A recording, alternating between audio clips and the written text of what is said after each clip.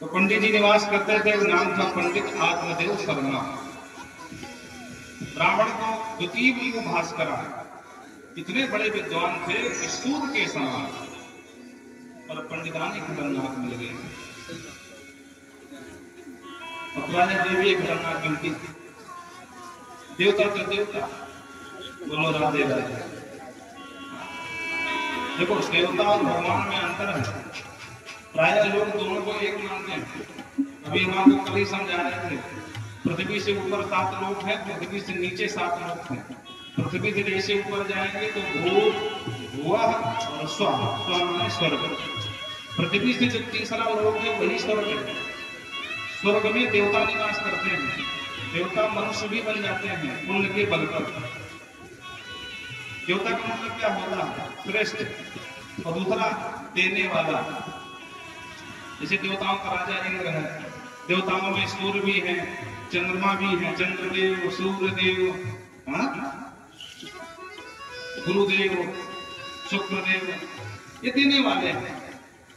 लेकिन देवता भगवान में अगाध अंतर है। बोलो राधे राधे। स्वर्ग लोक में जाकर के तुम्हें लौटना पड़ेगा। तो एक बार अगर भगवान के यहाँ पहुंच गए तो वहां लौटना नहीं पड़ेगा। यद गत्वा न निवर्तन्ते तद्धाम परमं मम। भगवान कृष्ण गीता में कहते हैं, अर्जुन मेरा धाम है, मेरे धाम में सूर्य की भी गति नहीं है, अग्नि की भी गति नहीं है, मेरा धाम परम है। यद गत्वा न निवर्तन्ते, जो एक बार पहुंच गया वहां वापस आने वाला नहीं है। तो भगवान किसे कहते हैं? भगवान शब्द कैसे बना? भग धातु से बना। भग धातु। जैसे कोई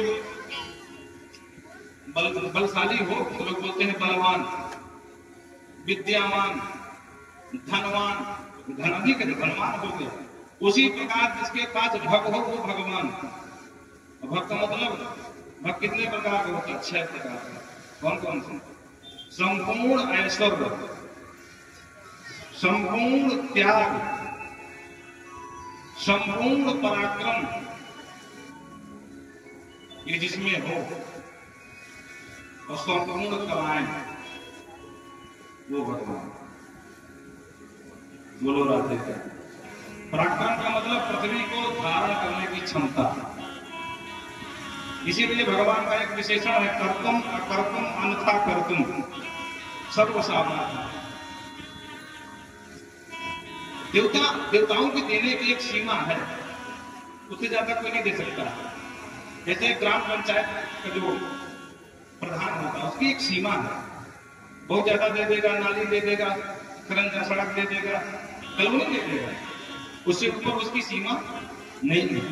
एक विधायक की सीमा है, एक मंत्री की सीमा है, एक मुख्यमंत्री की सीमा है, उससे ऊपर देने वाला नहीं है।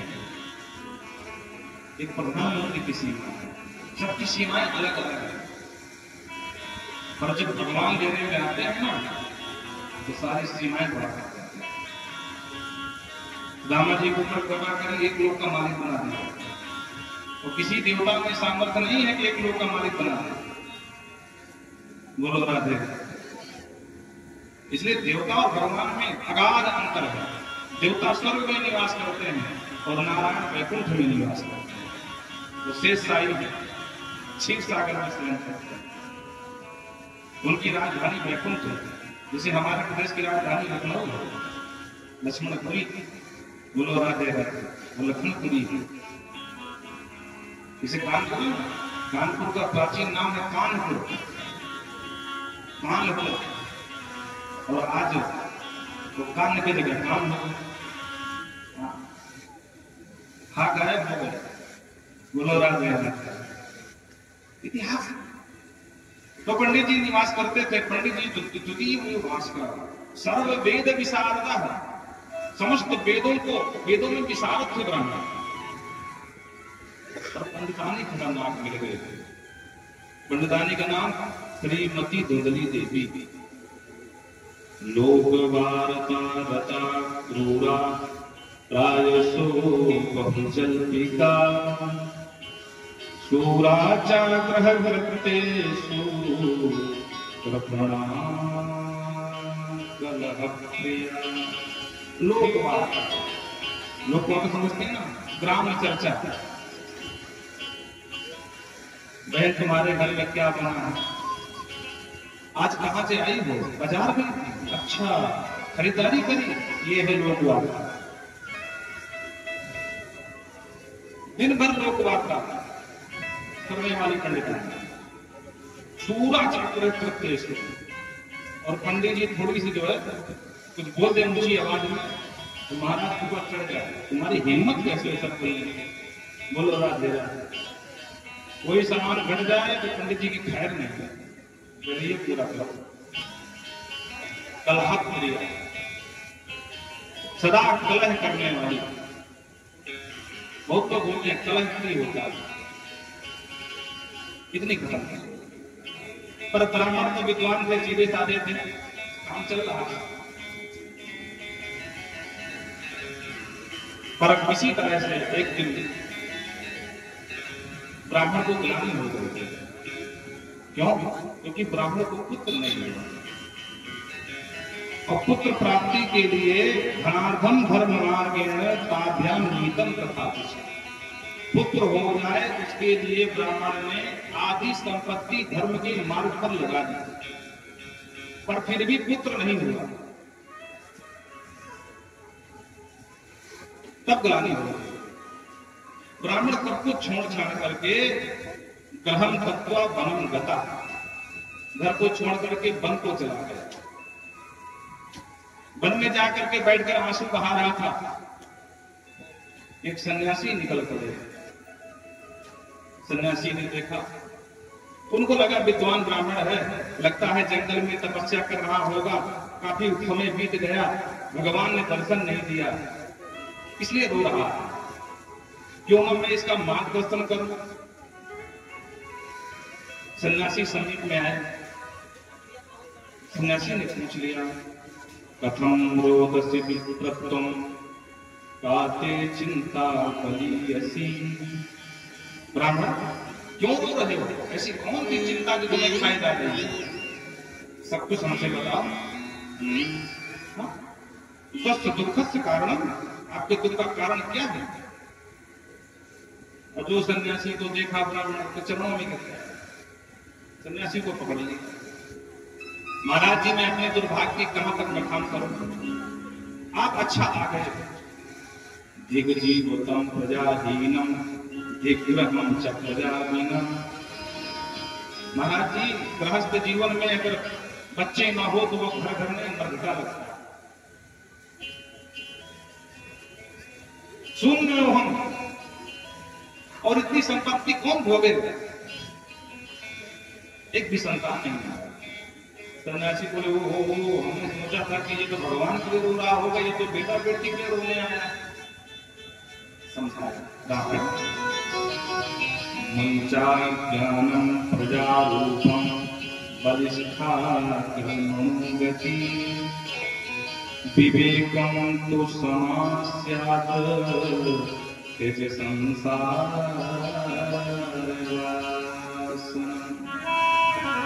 अरे ब्राह्मण, विवेकम तो समास है, ये कर्मों की गति बड़ी बलिष्ठ है, इसलिए अज्ञानम मुंच, अज्ञान छोड़ दे। तो संन्यासे सर्वथा सुखम, अगर सुख ही लेना है तो मेरे साथ बाबा जी बन जाए, फिर देख संन्यास में कितना सुख है। बोलो राधे राधे। तो आजकल बाबाओं की मौत भारत में। इसलिए अगर तुम्हें सुख ही चाहिए, अरे ब्राह्मण, तुम्हारा सबसे बड़ा अज्ञान है कि बेटा बेटी से सुख या सुख मिलता है।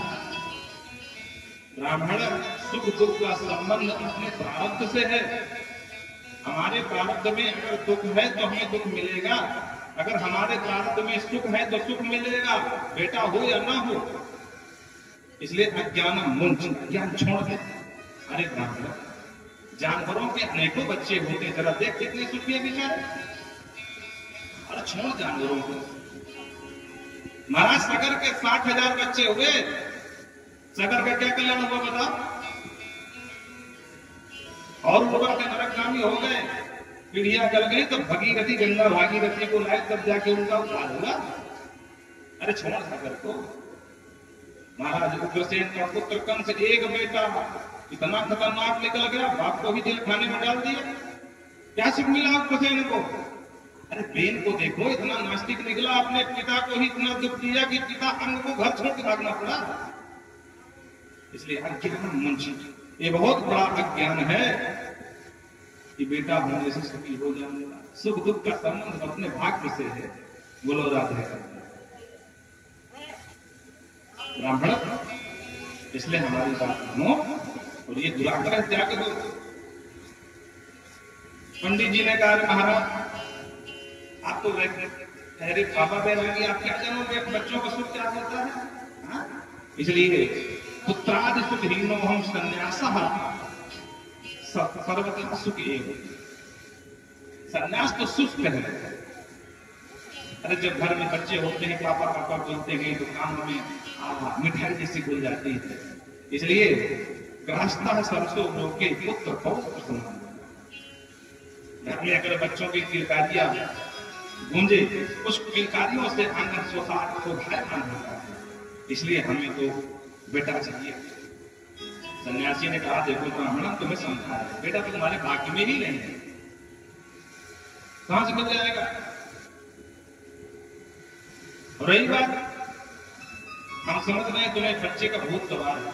ब्राह्मण, बुरा मत मानना, हम कहना नहीं चाहते थे, लेकिन मैं देख रहा हूं तेरे मस्तक की रेखा बता रही है कि तेरे को एक जन्म में नहीं, आगे आने वाले 7 जन्म तक बेटा नहीं होने वाला। सप्त जन्मावधि तब पुत्रो नहीं चलते। जो 7 जन्म की सुनाई, पंडित जी धड़ाम के नीचे गिर गए। सन्यासी घबरा गए, ब्राह्मण बेटा क्या करते, मर जाओगे? बोले महाराज, मरने तो वैसे भी आया, ग्राम तत्वा बलम गता। आपको देखकर संबल मिला कि आप कोई मार्गदर्शन करोगे, बेटा होने का कोई उपाय बताओगे, और आपने 1 जन्म नहीं 7 जन्म का सुना के मेरा दुख 7 गुना बढ़ा दिया। इसलिए आप तो पक्का मर जाओगे। सन्यासी ने कहा, देखो ब्राह्मण, हमको जाने थे, तो हमारे पीछे तुमको जो बुद्धि में सो करना। बोलना महाराज तो अग्रे सौ को मूर्छित, तुम्हारे आगे मरूंगा, और ध्यान रखना ब्रह्म हत्या तुम्हारे सर चढ़ा के जाऊंगा। अब बाबा जी घबरा के, हे भगवान, लेना और देना मगन रहना, इस ब्राह्मण के राम राम क्या कर दिए, गले पड़ गया हमारे। दूसरी बात जोर से सर पटका, कि सन्यासी घबरा गए कि ब्रह्म हत्या लग जाएगी। बोले ब्राह्मण जरूर करोगे, अब इतनी जल्दबाजी ठीक नहीं है। एक फल निकाले, बोले जाओ, ये फल तुमको दिया, ये फल अपनी पत्नी को खिला देना, और अगर भगवान ने चाहा तो तुम्हें अवश्य बेटा हो जाएगा। इदम भक्षा प्रदान तुम तथा पुत्रो भविष्यति। ब्राह्मण उछल पड़े, वाह, संत बड़े दयालु होते हैं, बड़े कृपालु होते हैं। दंडवत करके महाराज नियम क्या है, 2-4 नियम बता दिया। देखो, झूठ मत बोलना, एक समय का भोजन करना, गौ की सेवा करना और सत्य का संधान करना। जी महाराज फल लेकर के पंडित जी दौड़ लगाए घर के। द्वार पर आए, आवाज लगाई, यदि भाग्यवान सुनती हो। दोनों भागी भागी आए, हाँ क्या बात है, वो देख कितना सुंदर सुंदर फल लाया। उन्होंने कहा, क्या मैंने आज के पहले कभी फल नहीं देखे हैं? अरे गला तो ऐसे फाड़ रहे थे जैसे 9 का हार लेके आए हो मेरे लिए, ये फल दिखा रहा है मुझे। पंडित जी ने कहा, बाबरी ये ऐसे फल ना, इसको पाएगी तो बेटा होगा। हो महाराज बेटा होगा फल खाने? बोले हाँ, बहुत बड़े सिद्ध संत से कीर्तन हुआ, उनके चरणों में गिर गया, गले बढ़ गया, तब जाकर के दया जगी और उन्होंने मुझे फल दिया है। और उन्होंने कहा है कि इसको पाएगी तेरी पत्नी तो अवश्य गर्भवती हो जाएगी, तो फल पाले। पत्नी ने कहा, महाराज मैं बिल्कुल पाऊंगी, आप निश्चिंत हो जाओ, थोड़ा स्नान कर लो, भगवान का ध्यान करके भोग लगा के फिर पाऊंगी। ठीक है भगवान पा लेना। बोला ना महाराज बिल्कुल नहीं बोलूंगी। पंडित जी निकल गए गांव में, गली गली में एक चर्चा, महाराज देखना 1 वर्ष के अंदर मेरे घर में बच्चे की बहुत बड़े सिद्ध संत का दर्शन होगा। गले पड़ गया, उन्होंने सुंदर फल दिया, आशीर्वाद दिया कि तुझे अवश्य बेटा होगा। पंडित जी तो बखान कर रहे हैं, लेकिन पंडितानी फल लेके खड़े हैं। हे भगवान, मेरे स्वामी पंडित जी बड़े सीधे हैं, सच्चे हैं, इनकी बात पर आ गए, क्या फल खाने से बेटा होता है? विचार ही कर रहे थे, जुगली की एक पड़ोसन आ गई। पड़ोसन समझदार थी, उसने पूछ लिया, अरे बहन नवली क्या समझ रही बैठे बैठे? अरे बहन तो ठीक समय पे देखिए फल मेरे स्वामी जी कह रहे हैं कि बाबा ने दिया, इसको खाऊंगी तो बेटा हो जाएगा। अब बहन तू बता, क्या कभी फल खाने से बेटा होता है? पड़ोसन ने कहा, बहन अगर किसी संत ने दिया है तो बिल्कुल हो जाएगा। अच्छा, क्या कभी इतिहास में ऐसा हुआ? हाँ, अरे हमने तो सुना है त्रेता में खीर खा करके दशरथ के 4 बेटे हो गए। बोलो राधे। तो जब खीर खा के बेटे हो सकते हैं तो फल खा के क्यों नहीं होगा? वो तो प्रेम से फल पाले। अच्छा बहन तू कहती है तो पा लेती हूँ, लेकिन एक बात मुझे बता, मैंने सुना है कि गर्भवती स्त्री ज्यादा तेज दौड़ नहीं सकती। सर ने कहा, तो तुझे कौन सा रेसर बनना है भाई, दौड़ में कौन सा हिस्सा लेना है? तो प्रेम से फल पाले। अरे बहन वैसे मुझे भागना दौड़ना कभी नहीं है, लेकिन जरा सोच, मेरे घर में ही आग लगी, मैं गर्भवती, सब भाग जाएंगे, मैं मर जाऊंगा। पड़ोसन ने कहा, क्या पटांग सोच रही है? अरे शुरू शुरू सोच, फल पाले। अच्छा बहन एक बात और बता, क्या? बोले मैंने सुना है कि कभी कभी बच्चा उल्टा सीधा हो जाता है, बड़ी पीड़ा होती है। हाँ, ये तो बात सच है। अच्छा, और हमने सुना है कि सुखदेव बाबा अपनी मैया के गर्भ में 12 वर्ष बैठे रहे। हाँ बहन ये भी सच है। हे भगवान, अगर मेरा बच्चा 1-2 साल में टिका रहा, तदा गर्भक तदा मरणम भवे, मैं तो मर जाऊंगी। पड़ोसन ने खूब समझाया पर इसकी समझ में नहीं आया, इतना कुतर कर दिया कि पड़ोसन का माथा गरम हो गया। उसने कहा, मैं चली अपने घर, तेरे बुद्धि में है सोकर। तब तक धुंधली की छोटी बहन जो यही चाहती थी कि धुंधली की कोई संतान न हो, तो मेरा एक बेटा एक गोद ले ले और पूरी संपत्ति की मालकिन मैं बन जाऊं। उसने और माता खराब कर दी। अरे बहन क्या बोल रही है? अरे फल खाने से कहीं बेटा होते हैं? ये बाबा बैरागी की बातें मत सुनाना, आते जाते बाबा जेल में पड़े, इनका कोई भरोसा नहीं है। और रही बात बहन, तो देख मुझ में तुझ में कोई अंतर नहीं भाई, मैं तो नहीं मानती। मेरा एक बेटा होने वाला है, मैंने सोच रखा है इस बार जो बेटा होगा वो तेरा। धुंधली प्रसन्न हो गई। अच्छा ये बता कि खाकर क्या करूं? अरे बोली तेरी गैया बनी ना 12 साल से बांधी, एक ही बचवा है। मेरी मान तो इस फल को गैया तो खिला दे, महाराज जी के फल की परीक्षा भी हो जाएगी, बेटा मेरा तुझे मिल ही जाएगा। धुंधली प्रसन्न हो गई, वाह बहन हो तो तेरी जैसी भाई, इतनी बड़ी समस्या चुटकियों में हल कर दिया तेने। और धुंधली ने वही किया जो बहन ने कहा, फल को गाय को खिला दिया और कपड़े बांध करके पेट में स्वामी जी को उल्लू बनाती रही। महाराज मुझे बहुत फायदा हुआ, ब्राह्मण के पास सुंदर है। समय पा करके बहन के बेटा हुआ, चुपचाप अपने पति के माध्यम से बहन के घर में धुंधली घर में भिजवा दिया। प्रातः काल हुआ, धुंधली ने अपना बेटा बना करके वो पंडित जी के सामने दिखा दिया। पंडित जी प्रसन्न हो गए, वाह भगवान, संत भगवान की खूब जय हो भैया, मानना पड़ेगा संत बड़े दयालु कृपालु होते हैं। धुंधली ने कहा बेटा तो हो गया पर मेरे दूध नहीं निकल रहा, और मेरी बहन के बेटा हुआ था लेकिन बेटा मर गया। अगर तुम कहो तो मैं बहन को बुला लो सेवा करेगा। जी ने कहा कोई बात नहीं, बहन तो है, बुला लो। और जिस गाय को फल दिया ठीक 3 महीने बाद उस गाय ने भी सुंदर बच्चे को जन्म दिया। वैसे तो पूरा मानव है और गौ पुत्र है, तो इसके कान जो है गौ के समान है, तो नाम पड़ गया गौकर्ण। गौकर्ण भगवान की। अपने बच्चे का नामकरण का समय आया तो धुंधली खड़ी हो गई, वाह महाराज 9 महीना मैंने पेट में धरा है, नाम तुम धरोगे? किसी ने कहा पूरा क्यों मानती, भगवान कोई नाम धर ले तो ठीक है, मेरे बच्चे का नाम मेरे नाम से मिलता जुलता होना चाहिए। मेरा नाम धुंधली तो मेरे बच्चे का नाम धुंधकारी होना चाहिए। मात्रा नाम प्रतिष्ठित। इस तरह दोनों बच्चों के नाम हुए, दोनों बच्चों ने खूब ख्याति प्राप्त की। ख्याति 2 प्रकार की होती, ध्यान बोलो राधे राधे।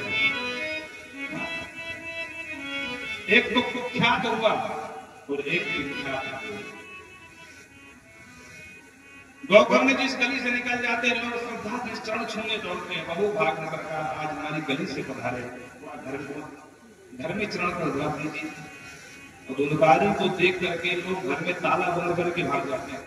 नंबर 1 का चोर, कुटिल, ऐसा कोई अवगुण नहीं है जो धुंधकारी में नहीं है।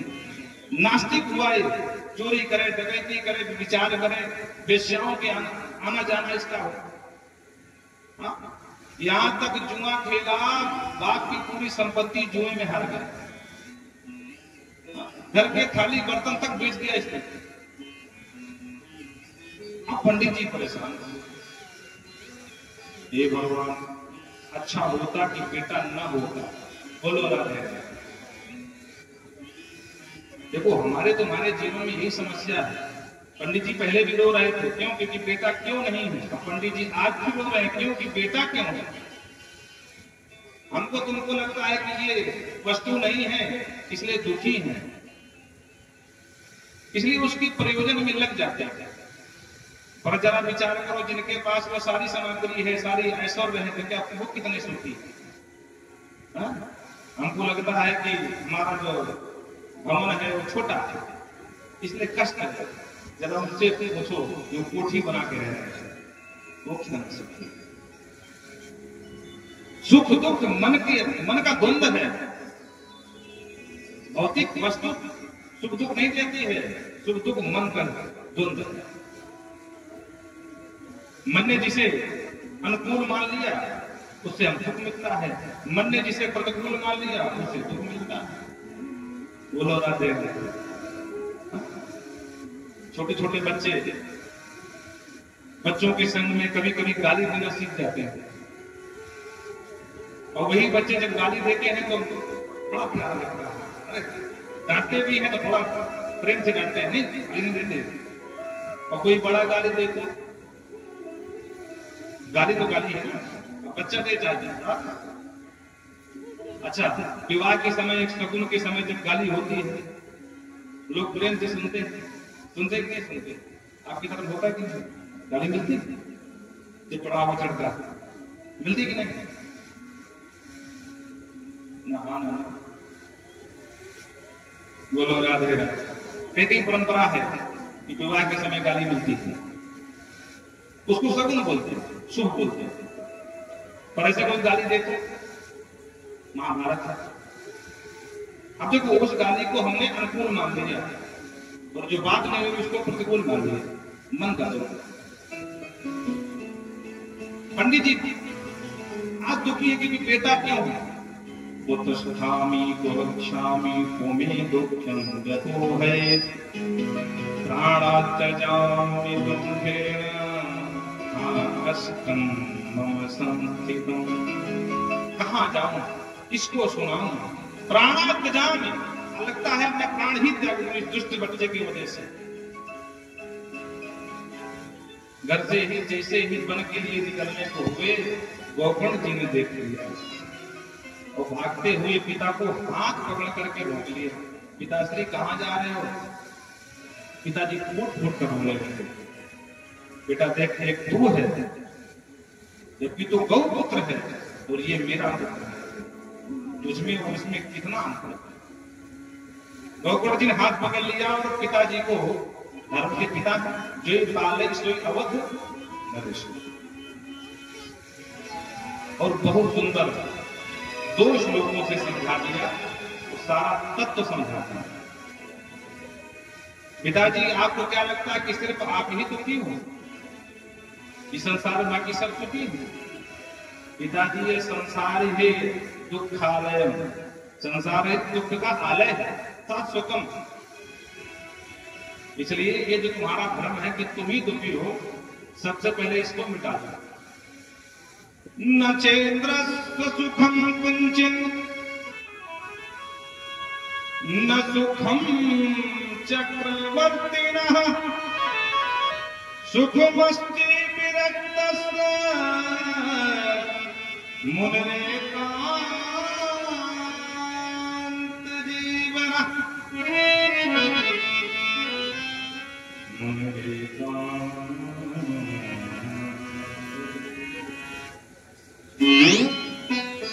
पिताश्री देवराज इंद्र देवताओं का राजा है, जरा उससे पूछो वो कितना सुखी। न चेन्द्रस्य सुखम किंचित न सुखम चक्रवर्तिनः। अरे चक्रवर्ती सम्राट से पूछो वो कितना सुखी है। सुखी कोई है जो सुख मस्ती विरक्त, जो विरक्त है, जिसको कछु न चाहिए सो ही साहसा।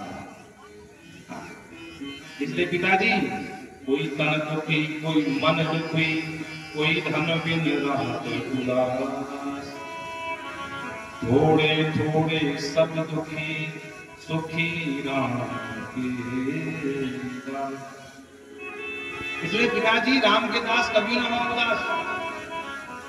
जिसने भी शरीर संसार से चिपका वो दुखी हुआ है, इसलिए संसार को अपना ही न मानो। बात खत्म। बोलो राधे राधे। पिताजी ने कहा बेटा तुम्हारी बात बिल्कुल समझ में आ गई। यही बात सन्यासी ने समझाने का प्रयास किया पर समझ में नहीं आया, और बेटा आज समझ में आया कि वो सन्यासी ठीक कह रहे थे। अगर उनकी बात माना होता तो ये पुत्र ना होता। और पंडित जी क्या पता कि उनकी जो बात मान करके फल लाया ये होगा नहीं। उनको तो लग रहा कि मेरा बेटा वही। पिताजी ने कहा बेटा भजन तो करना चाहता हूं, मन नहीं लगता। बोले मन लगे वो उपाय हम बता देते हैं। गौतम जी ने 2 श्लोकों से समझाया। देहे श्रीमान सुरुधिरे भीमतिम तजत्तम जाया सुता ममताम विचुंच। पिताजी इस संसार में बांधने वाली 2 रस्सियां हैं। एक रस्सी का नाम है अहंता और दूसरी रस्सी का नाम है ममता। शरीर के प्रति अहंता और शरीर से जिनका संबंध है उनके प्रति ममता, ये 2 रस्सी। जिसने भी ये 2 बंधन तोड़ लिया समझो वो जीते जी मुक्त हो। ये जो शरीर है ना ये भी हमारा नहीं है, ये पंचायती धर्मशाला है। 5 पंचों ने अपने अपने अंश का दान दिया है, तब जाकर के ये शरीर मिला है। देह अस्थि मांस मज्जा रुधिर और जाया सुता आदि लगा कर कह दिया कि जब हमारा शरीर ही अपना नहीं है तो शरीर से जिनका संबंध वो अपने कैसे हो सकते हैं। इसलिए सुखपूर्वक जियो, पर ये ध्यान रहे ना ये हमारा संसार है तो संसार के लोग हमारे हैं। हम भी परदेशी हैं और ये भी परदेशी हैं। कुंभ का मेला लगता है, यानी कहाँ लोग इकट्ठे हो जाते हैं और कुंभ का मेला समाप्त तो सब अपने अपने घर को चले जाते हैं। इसलिए पिताजी पश्यानिशम जगदिदम क्षणभंगुरिष्टम, ये जो जगत है क्षणभंगुर है, आज है कल का ठिकाना नहीं है। इसलिए पिताजी वैराग राग रस को अभी तक आपने जगत से राग किया, राग माने प्रेम। अब जरा जगदीश से प्रेम करके देखो और उसका फल तुम्हें क्या मिलता है। और पिताजी एक काम और करना, धर्मं भजस्व त्यज सततं त्यज लोके धर्मा सेवस्य साधुपुरुषां जहि नाम कृष्ण।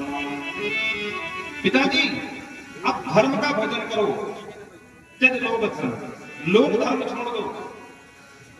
लोक धर्म क्या है? जिस परिवार में हमारा जन्म हुआ है उस परिवार में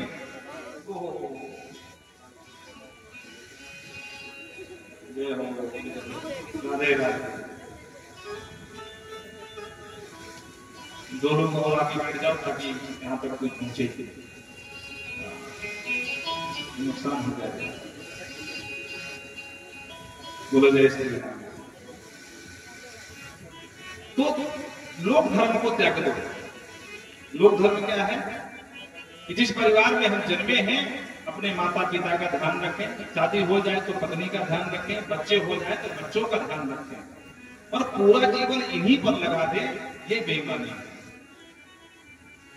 लोक धर्म तभी तक है जब तक हमारे कार्य संपन्न नहीं हो जाते। बच्चे की शादी हो गई, बच्चियों की शादी हो गई, अब हम हो गए मुक्त। अब जितना हो सके हरि का भजन करो, थोड़ी बहुत दृष्टि बना के रखो, और संपूर्ण समय अगर आप परिवार को ही देते रहोगे तो बस फिर फंस जाओगे। इसलिए समय निकाल करके जितना हो सके हरि का भजन करिए। इस संसार की गतिविधियों पर नहीं अधिकार किसी का है, जिसको हम परमात्मा कहते ये सब तेज उसी का है। जिसको हम परमात्मा कहते ये सब तेज उसी का है। इस संसार की गतिविधियों पर नहीं अधिकार किसी का है, जिसको हम परमात्मा कहते ये सब तेज उसी का है। जिसको हम परमात्मा कहते ये सब तेज उसी का है।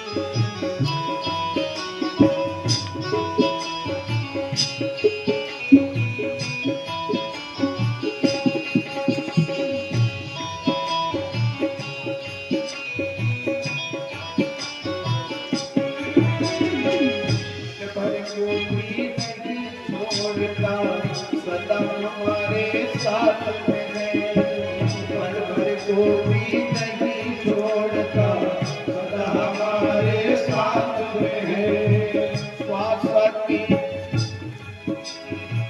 श्वास की माया गोरी का तार उसी के हाथ में है। श्वास की माया गोरी का तार उसी के हाथ में है।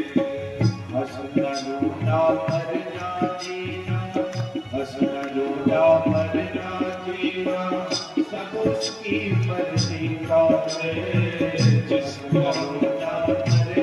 जीना सब उसकी मर्जी का है। इसको हम परमात्मा कहते ये सब खेल उसी का है। इसको हम परमात्मा कहते ये सब खेल उसी का है। इसको हम परमात्मा कहते ये सब खेल उसी का है। इसको हम परमात्मा कहते ये सब खेल उसी का है।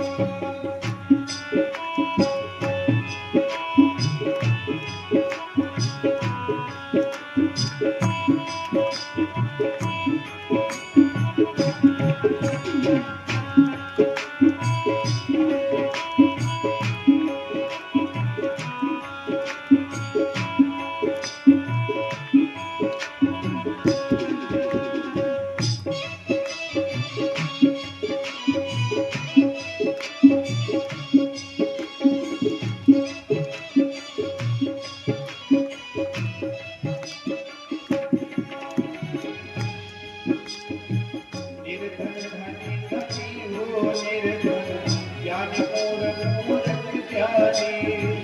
निर्धन धनी धनी हो निर्धन ज्ञानी मूढ़ मूढ़ ज्ञानी। सब कुछ अदल बदल देने में कोई नहीं उसका सानी हो। सब कुछ अदल बदल देने में कोई नहीं उसका सानी।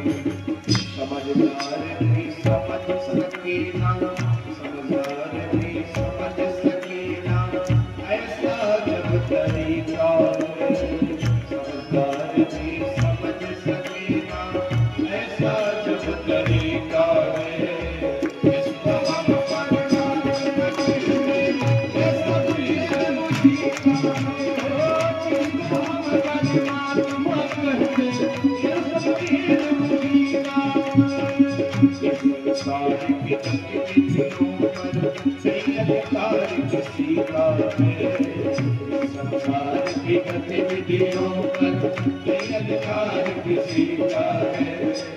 इसको हम परमात्मा कहते ये सब खेल उसी का है। इसको हम परमात्मा कहते ये सब खेल उसी का है। इसको हम परमात्मा कहते ये सब खेल उसी का है। ये सब खेल उसी का है। ये सब खेल उसी का है।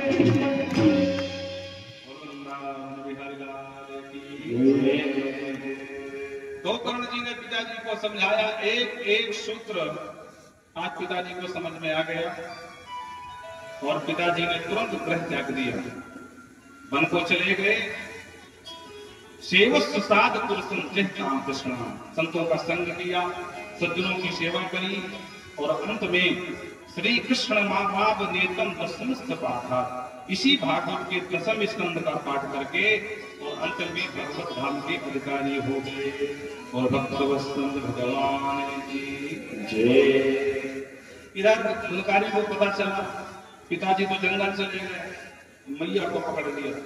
मैया जल्दी बता माल कहाँ?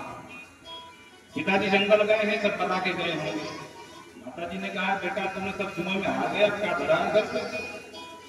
तो मैया को जलती हुई लकड़ी से मारने को दौड़ा, मैया डर गई और बाहर भागी तो एक कुएं में गिर करके मर गई। ऊपे पाता कतौरात्रे तेन सांग धनम, कुएं में गिर के मैया के प्राण निकल गए। गोकर्ण जी को पता चला कि मैया तो कुएं में गई, पिताजी चले गए जंगल, लगता है दुष्ट हमारा ही नंबर लगाएगा। तो धीरे से बड़े बड़े भैया मैया हमारी असमय समाप्त हुई है, अकाल मृत्यु मरी है, तो हम सोच रहे हैं गया में जाकर प्रदान कराना। बोला ठीक है जाओ। गोकर्ण जी गया की यात्रा में निकल गए। घर में अकेला धुनकारी, 5-5 वेश्याओं को घर में बुला लिया, चोरी करे, डकैती करे, लूट करके माल लावे, हीरे जवाहरात और वेश्याओं को लुटा दे। एक दिन इसने जोरदार हाथ मारा और जोरदार माल लेकर के आया। जो वेश्याओं ने देखा तो प्रसन्न हो गए, वाह जोरदार माल मिला। एक ने कहा मैं जानती हूँ रानी का हार है, लगता है राजा के चोरी करी इसने। अभी सैनिक आएंगे, माल भी जाएगा, ये भी मारा जाएगा, हम भी मारे जाएंगे, क्या करें? उसको खिलाया पिलाया, समझ गए? तो जो नशे में आया तो 4 पाई में मार दिया, गला दबाने लगे तो लगा चिल्लाने, बचाओ बचाओ, डर गई बेचारी कहीं पड़ोसी न देख जाए। तो चूल्हे पर अंगारे थे, वो अंगारे भर भर के भाई तत्तांगार समूहाच तन्मुखे ही ठूस ठूस करके अंगारे भर दिए, तड़प तड़प करके मराए। नंबर 1 का प्रेत बना। धावंत दसो दिशा। देखो जो प्रेत होता ना, उसका शरीर जो होता है वायु प्रधान होता है, क्योंकि पृथ्वी तत्व तो यही समाप्त हो जाता है। अब चाहे फूंक दो और चाहे जल में या समाधि दे दो, उसमें पृथ्वी तत्व नहीं होता, वायु तत्व होता है, और वायु तत्व से उड़ता रहता है। धावंत दसो दिशम। प्रेत को जब भी कुछ कहना है तो वो किसी दूसरे के शरीर में प्रविष्ट होगा, फिर अपनी बात है, क्योंकि उसका कोई शरीर नहीं है, हवा वायु। बोलो राधे। दसों दिशाओं में भ्रमण करने लगा, भूख प्यास से व्याकुल हो गया, कुछ खाने पीने को कुछ मिलता है प्रेतों को, दुखी हो गया। वेश्याओं ने माल का बंटवारा किया, आंगन में ही गड्ढा करके खोल के गाड़ दिया, और 9 तो 11 हो गए। तो जी कहते हैं स्त्री नाम नहीं तो विश्वासा नाम दुष्टा नाम कार्य उदाहरण। दुष्ट स्त्रियों पर कभी किसी को विश्वास नहीं करना चाहिए। जो हाल गुनकारी का हुआ वही हाल सबका होगा। और आजकल तो इनसे बहुत डर लगता है। बोलो राधे राधे। कोई नीले ड्रम में मारे डाल रही है, कोई सर्प से कटवाए दे रही है, कोई ऊपर से फेंक के दे मार। बोलो राधे राधे। तो जो दुष्ट स्त्रियां हैं उन पर विश्वास नहीं करना चाहिए। तीर्थ यात्रा में थे, गोवर्धन को पता चला तो आत्म जान करके आंख मेरा भाई बड़ा गया में पिंडदान कर दिया, ये मुक्ति मिल जाए। तीर्थ में पिंडदान करके वापस लौटे, घर में ही ठहरे थे। अचानक रात्रि मध्य 12 बजे एक बकरे को बकरा खड़ा सकल में ऐसा जिनका दरवाजा बंद है, भाई बकरा मार दिया। कुछ बोल पाते उससे पहले ही वो रूप बदल दिया। सकल हस्ती अभी हाथी बन जाए, कहीं बकरा बन जाए। सकल नक्शो भव कभी भैंसा बन जाए।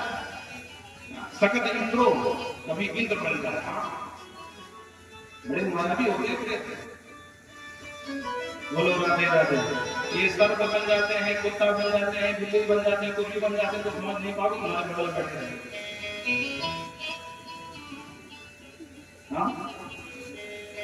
सकत चागनी कभी जोर जोर से अग्नि लग जाए घर में, अग्नि का रूप ले लेता। पुनश्च पुरुषो भवत्। उसके बाद एक पुरुष बन करके खड़ा हो गया और बोल नहीं पा रहा, सिर्फ आंखों से आंसू बह गए। गौकर्ण जी समझ गए कोई प्रेत है, हाथ में जल लिए, गायत्री मंत्र पढ़ा और मंत्र पढ़ करके जो छींटा मारा वो प्रेत बोल उठा, अहम भ्राता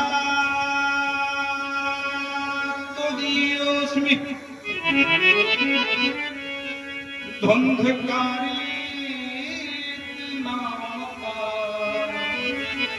स्वकीये नैव दोषेण ब्रह्मत्वं नास्तिकं मया। अरे भैया, अहम भ्राता तुदीयोऽस्मि ध्वंधकारी नामका, मैं तुम्हारा बड़ा भाई हूँ, ध्वंधकारी हूँ। स्वकीये नैव दोषेण ब्रह्मत्वं नास्तिकं मया। परमात्मा ने बड़ी कृपा किया, मुझ जैसे दुष्ट को ब्राह्मण के घर में जन्म दिया, लेकिन अपने ही करने से ब्रह्मत्व नष्ट हो गया और आज यह प्रेत बन के बोल रहा हूं, मेरा उद्धार करो मेरे भाई। तू ज्ञानी है, तो विद्वान है, मेरा छोटा भाई है, मेरा अनुज है, मेरा उद्धार कर, मुझे इस प्रेत योनि से मुक्ति करा दे। मैं भटक रहा हूँ, दसों दिशाओं में घूम रहा हूँ, भूख प्यास से व्याकुल हूँ, बेहाल हूँ मेरे भैया, मेरा उद्धार कर। द्रौपदी जी ने कहा भैया मुझे पता चल गया था कि तुम्हारा निधन हुआ है गुप्त सूत्रों के माध्यम से। मैंने तुम्हारे लिए गया में पिंडदान तक कर दिया, फिर भी तुम्हारी मुक्ति नहीं हुई। बोले भैया गया के पिंडदान से छोटे मोटे पापियों की मुक्ति होती होगी, मैं नंबर 1 का पापी हूँ, इसलिए गया श्राद्धे सती नाती मुक्ति में अवश्य। तुम एक बार नहीं 100 बार पिंडदान कर दो, गया में मेरी मुक्ति होने वाली है। इसलिए कहो बंधो कृपा सिंधो भ्रात मामा सुनोचय, हे कृपा के सागर मेरे भाई मुझे इस प्रेत योनि से मुक्त करा। बोलो राधे। गोकर्ण जी ने कहा भैया आगे तो आप जाओ, डराओ मत, प्रातः काल हम कुछ सोचेंगे। प्रातः काल बड़े बड़े विद्वानों को बुलाया गया, विद्वान एकत्रित हुए। प्रश्न वही है कि भैया ये बताओ आप सभी विद्वान कि मेरा बड़ा भाई प्रेत हो गया, उसके लिए मैंने गया में पिंडदान भी किया और उसकी मुक्ति नहीं हुई, ऐसा कौन सा उपाय है जिसकी मुक्ति गया से भी ना हो और उसके उपाय से हो जाए? कोई उपाय हो तो बताओ। सभी ने अपने अपने इस तरह से उपाय बताया और संतोषजनक उत्तर नहीं दिया। अंत में थक हार करके भगवान सूर्य को अर्घ देते हुए गोकर्ण जी ने सूर्य भगवान से पूछा, तो नमो जगत साक्षिन् ब्रूहि मे मुक्ति हेतुकम् तच्छ्रुत्वा दूरतः सूरः स्तुत्यमित्यव्यथा। हे जगत के साक्षी भगवान सूर्य, आप ही बताओ मेरा भाई प्रेत हो गया है, उसकी मुक्ति का मार्ग बताइए। भगवान सूर्य ने कहा गोकर्ण जी तुम मत घबराओ, जाओ अपने भाई को श्रीमद् भागवत की कथा सुनाओ, तुम्हारा भाई तो हो जाए। श्रीमद् भागवतान मुक्ति सप्ताहं वाचनं कुरु इति सूर्यवचः सर्व धर्मरूपं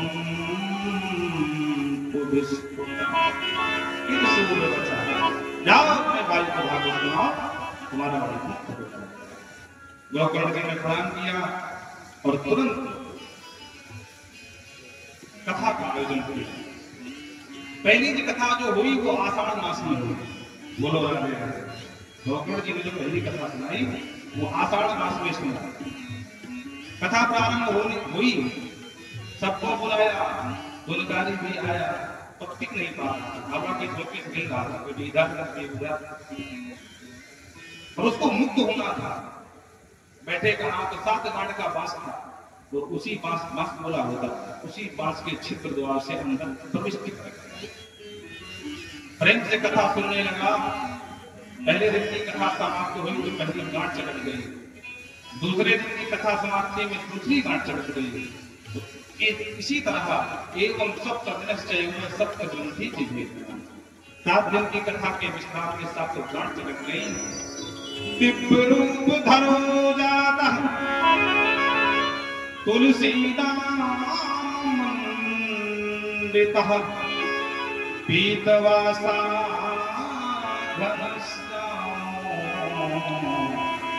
मुकुटी कुंडला।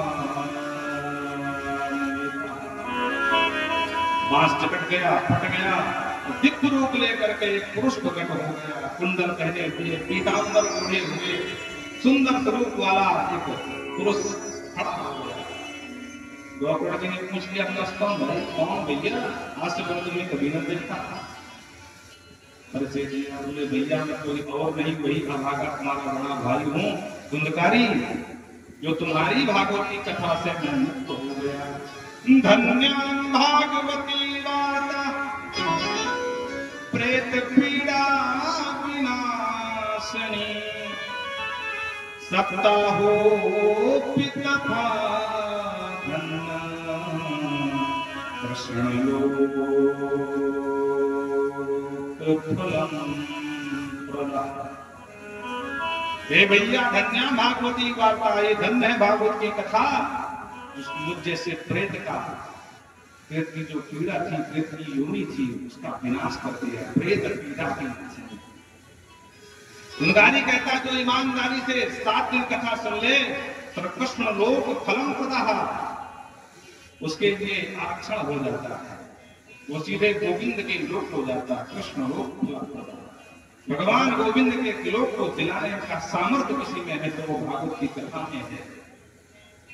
आद्रम शुष्कम लघुम स्थूलम वांग मना कर्म भी खत्म, सूखा पाप, गीला पाप, थोड़ा पाप, बड़ा पाप, यहाँ तक कि मनसा वाचा कर्मणा पाप, श्रवण वेदेत पापम, किसी प्रकार का पाप हो पावक समझो यथा, जैसे पावक माने अग्नि, जैसे अग्नि सूखा गीला लकड़ी सब जला के राख कर देती है, उसी तरह भागवत की कथा है, कैसा भी पाप हो सब जला करके भस्म कर देती है। और पाप नष्ट हुए तो दिव्य लोग धर्म हो जाता है। मुक्त उनका महिमा गाया। जुनकारी के लिए एक विमान प्रकट हो गया। जुनकारी विमान में बैठ करके चलने लगा। गौकर्ण जी ने रोक दिया, भाई विमान वालों से ये क्या बात है भाई, विमान आप एक लेकर के आए हो, सुनने वाले बहुत लोग हैं, इनको विमान कौन लाएगा? हरि के जो पार्षद थे उन्होंने कहा भैया विमान एक आया है। क्यों? क्योंकि कथा तो बहुत लोग सुन रहे थे, पर मुक्ति की कामना मात्र गुणकारी के मन में थी, इसलिए विमान एक ही आया। देखो भगवान की कथा क्या है? कल्प वृक्ष है, जो कामना करोगे वैसा फल मिलेगा।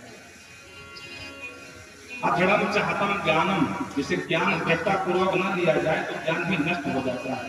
प्रमादेन हतम सुतम, आलस्य के द्वारा सुना हुआ भी नष्ट हो जाता है। उसी तरह मुक्ति की कामना न करो तो वो फल आपको मुक्ति नहीं दिलाएगा। बहुत लोग कथा कराते हैं कि हमारा व्यापार चले, तो ठीक है तुम्हारा व्यापार चलेगा। बहुत लोग कथा कराते हैं हमारे बच्चे हो जाए, ठीक है बच्चे हो जाएंगे। आप जो कामना करोगे भागवत से वो आपको मिलेगा। अगर मुक्ति की कामना है तो मुक्ति दानेन गर्जति, मुक्ति दान की तो गर्जना करती है भागवत। आओ मेरी सामने। गुणकारी चला गया, सारे श्रोता उदास हो गए। अरे राम राम, हमको पता ही नहीं था इतनी चमत्कारी कथा है। हमको पता होता कि मुक्ति मिलती तो हम भी मुक्ति कामना करते। हम तो सोच रहे थे भाई गांव की कथा है, गांव के पंडित जी हैं, एक बार सुन के आते कैसा बोलते, और इस तरह समय निकल गए। गुरुपड़ जी ने कहा चिंता मत करो, घर की कथा है पुनः सुनाएंगे। आषाढ़ महीना निकला और इस बार श्रावण मास में पुनः भागवत का आयोजन किया। और भागवत के अंत में जितने श्रोता उतने विमान प्रकट हुए। यहाँ तक साक्षात भगवान नारायण 5 जन्म शंख बजाते हुए चक्र धारण किए हुए और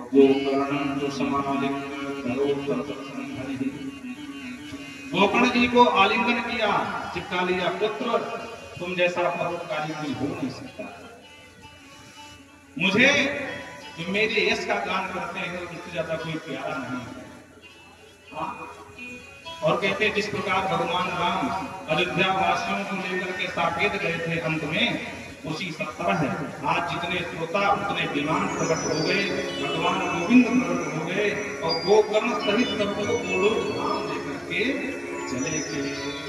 अयोध्यावासिनः पूर्वं यथा रामेण संगता तथा कृष्णेन तेनेका गोलोकं योगिदुर्लभम्।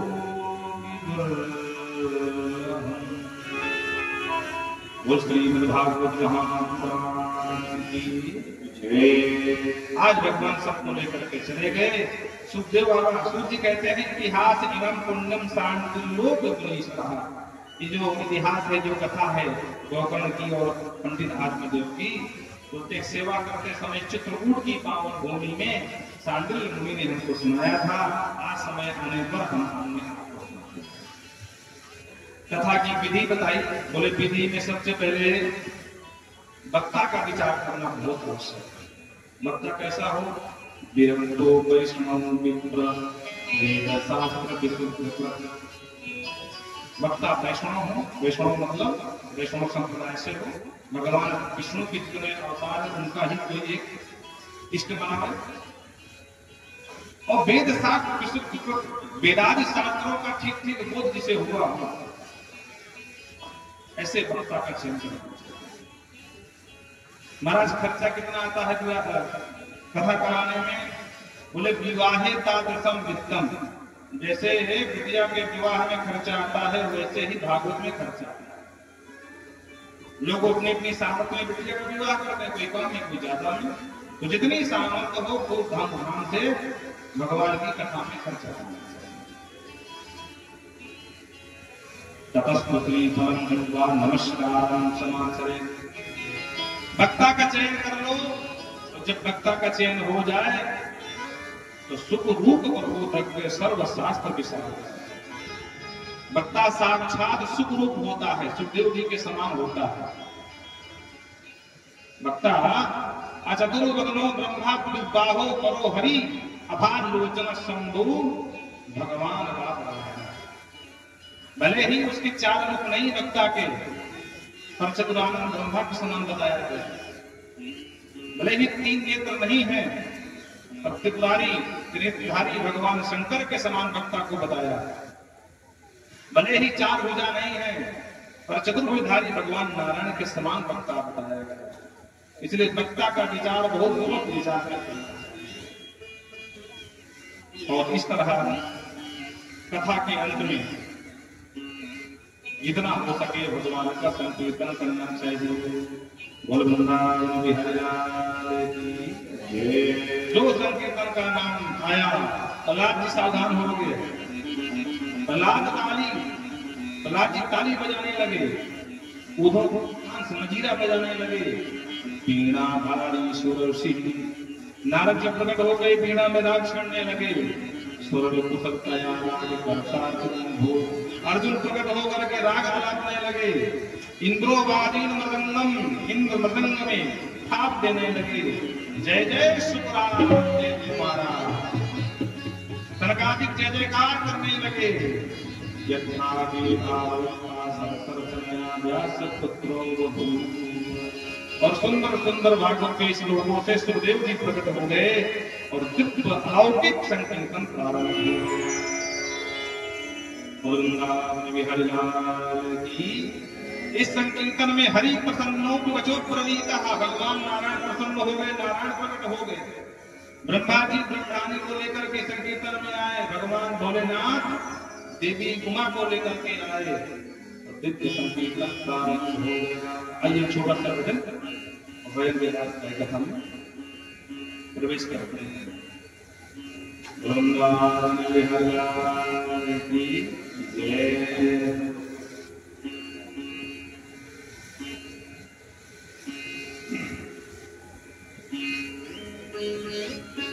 मुझको यकीन है आएगा।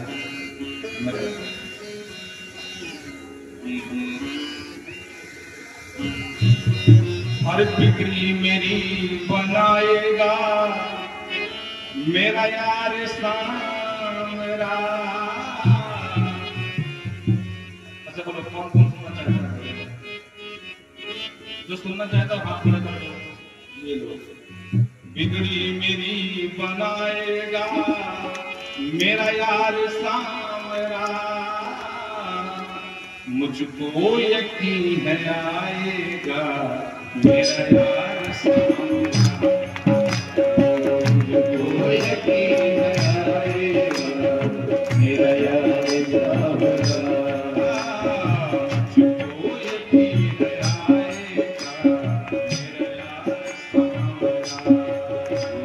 मुझको यकीन है आएगा मेरा यार सामरा। मुझको यकीन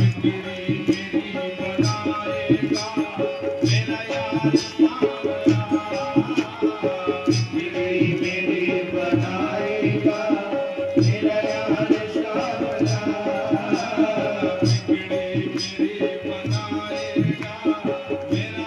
सामरा।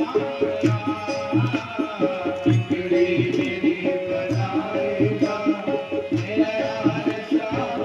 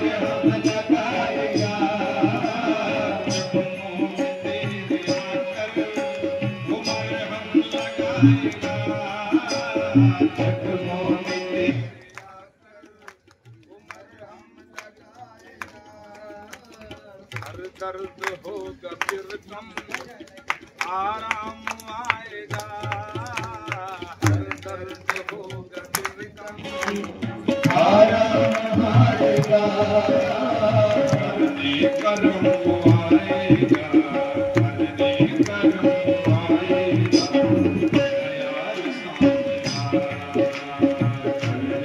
कर्म आएगा, मेरा यार सावरा। मेरी बनाएगा मेरा यार सावरा, बिगड़ी मेरी बनाएगा, मेरा यार सावरा। बिगड़ी मेरी बनाएगा मेरा यार सावरा, बिगड़ी मेरी बनाएगा, मेरा यार सावरा। मुझको यकीन आएगा, मुझको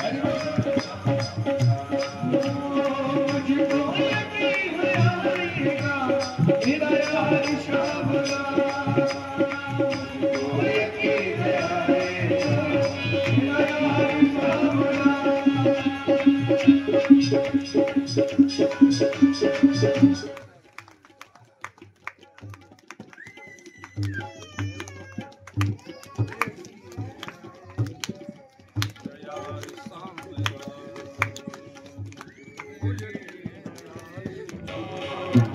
यार सावरा।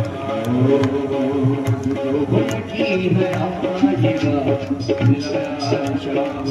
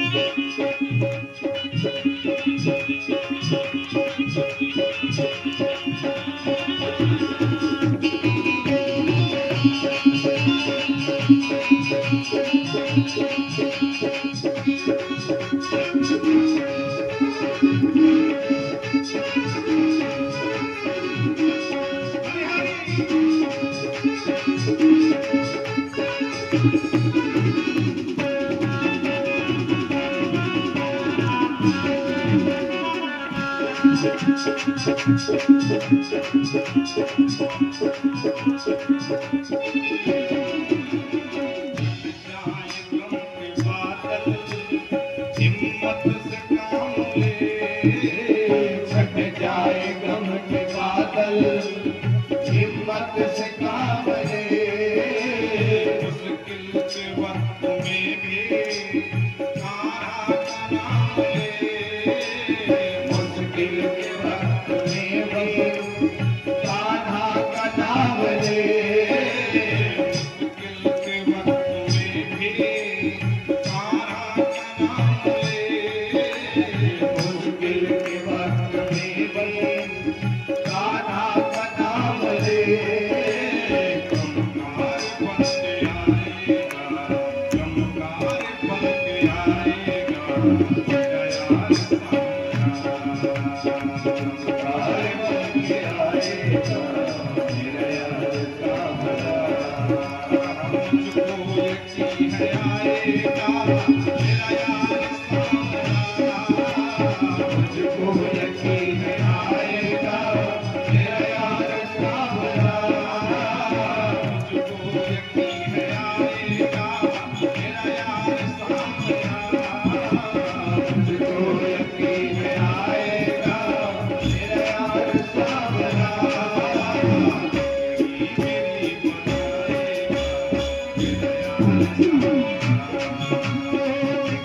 मेरी बनाएगा मेरा यार सावरा। बिगड़ी मेरी बनाएगा, मेरा यार सावरा। मेरा यार सावरा, मेरा यार सावरा, मेरा यार सावरा। बोल बाकी बिहारी लाल की। अब लो नसानी अब ना नसई को।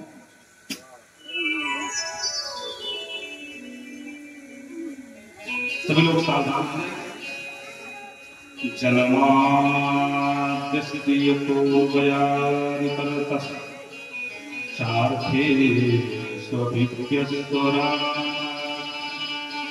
तेने ब्रह्महृदायादिकवे मुह्यन्ति यत्सूरयः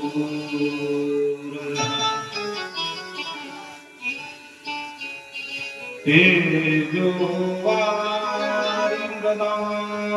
यथा विनिमयो यत्र त्रिसर्गो मृषा धाम्ना स्वेन सदा निरस्तकुहकं सत्यं परं धीमहि।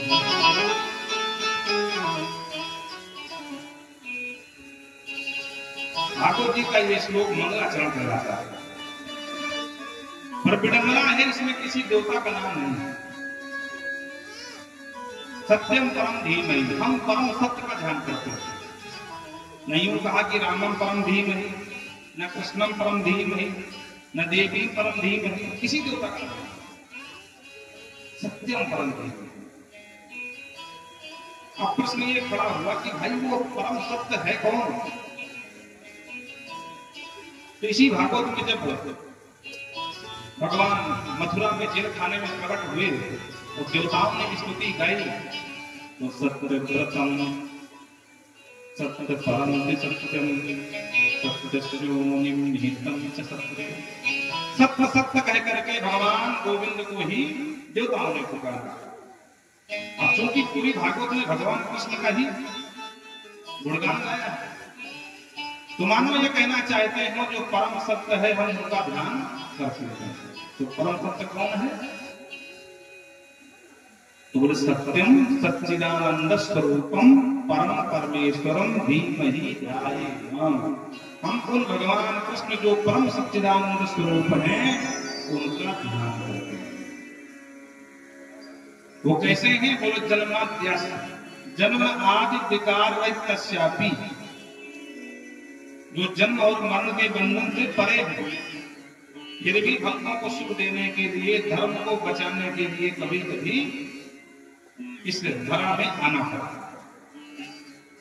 अर्थेषु विज्ञास्वरा, मामा जी के जेल खाने में प्रकट हुए पर मामा को ही खबर ना पड़ी और भाग्य गुरु पहुंच गए। अपने अर्थ प्रयोजन में जो परम पटु है, प्रवीण है, कुशल है, ऐसे भगवान कृष्ण जो भिक्ख है, भिक्खमानी परम विद्वान, अखंड ज्ञान एक सीता है, मुह्यन्ति यत् सूरयः। बंद करो, अरे ये मोबाइल बंद करो, पता नहीं क्या गोविंदाल बिहारी की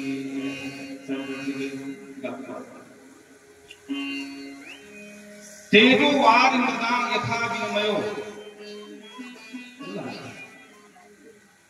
यद्यपि सर्वम। एक उदाहरण दिया।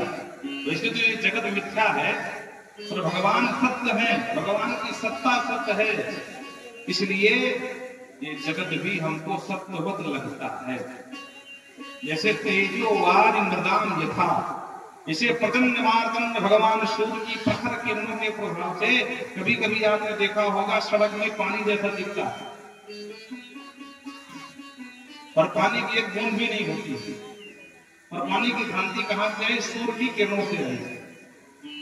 उसी तरह भगवान सत्य है, जगत मिथ्या है, पर फिर भी ये जगत भी सत्यवत लगता है। और ये हम नहीं कह रहे हैं, भगवान भोले बाबा उमा से कहते हैं उमा कहूं मैं अनुभव अपना, और सत्य हरि भजन जगत सब। सत्य क्या है? हरि का भजन, और जगत क्या है? सपना, मतलब मिथ्या। सपना तो मिथ्या होता है, इसलिए सत्यम परम धीम, हम उन परम सत्य का ध्यान करते हैं। ये 3 श्लोक हैं प्रारंभ के, भागवत के मूल के।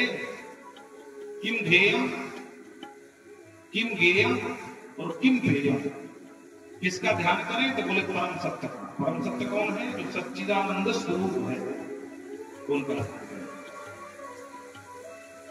आजकल तो भगवान करने में देर नहीं लगती, थोड़ी सी सिद्धि मिल जाए भगवान बन जाते, बोलो राधे राधे।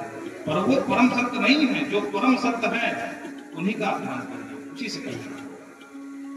दूसरा, किसका ध्यान करें? बोले धर्म अवजित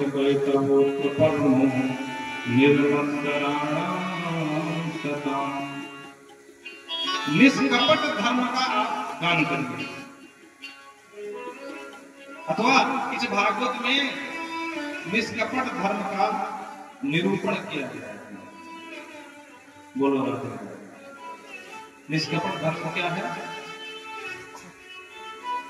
धर्म दो प्रकार का होता है, हाँ होता है। जैसे मान लो माता पिता के पास माल बहुत हो, 4 बच्चे हैं और चारों समझते हैं कि जो ज्यादा सेवा करेगा वही माल पाएगा। अब ये क्या है? माता पिता की सेवा करना धर्म है, और माल के प्रयोजन से सेवा करना ये धर्म तो है, धर्म जैसा दिखता है, पर कहीं ना कहीं कपट धर्म है। इसलिए भागवत में निष्कपट धर्म का निरूपण किया गया है। वृंदावन विहलाल की जय। कौन बोला बीच बीच में? तो कौन कर दो मैसेज पढ़ा जाता है तो वर्ग रिकॉर्डिंग चल रही है, देखेंगे कि नहीं ये समस्या है। अच्छा, वृंदावन विहलाल की